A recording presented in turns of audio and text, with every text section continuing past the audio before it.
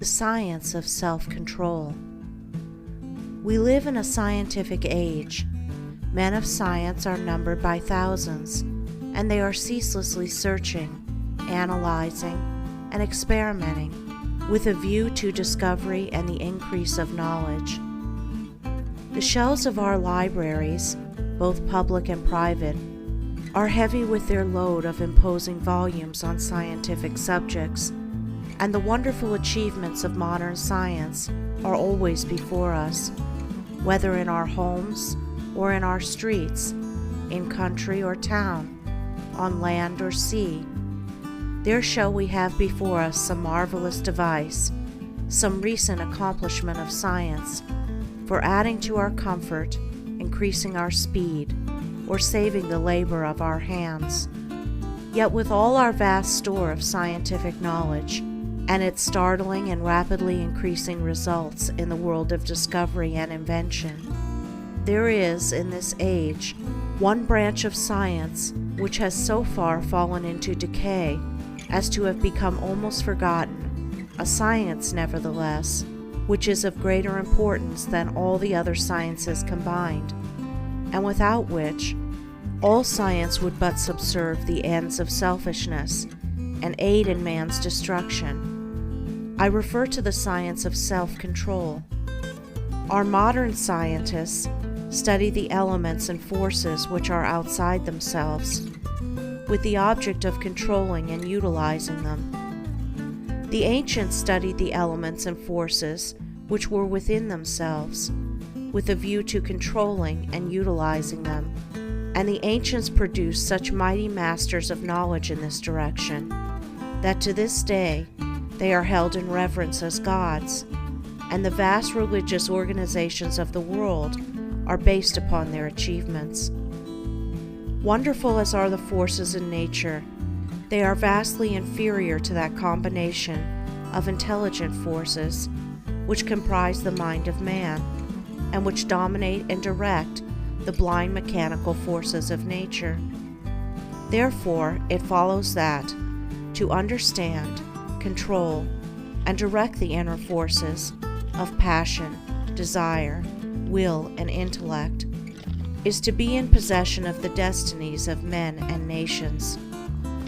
As in ordinary science, there are, in this divine science, degrees of attainment, and a man is great in knowledge, great in himself, and great in his influence on the world, in the measure that he is great in self-control.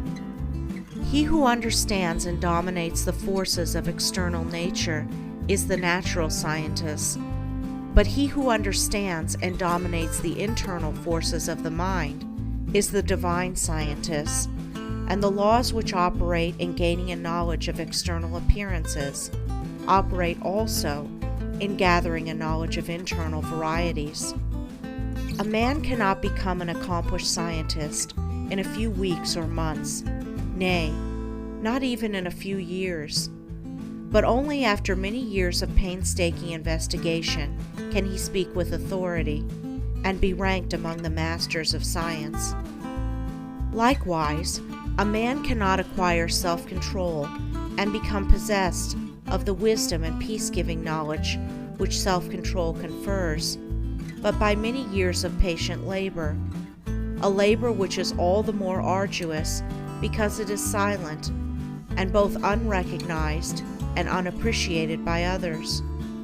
And he who would pursue this science successfully must learn to stand alone and to toil unrewarded, as far as any outward emolument is concerned.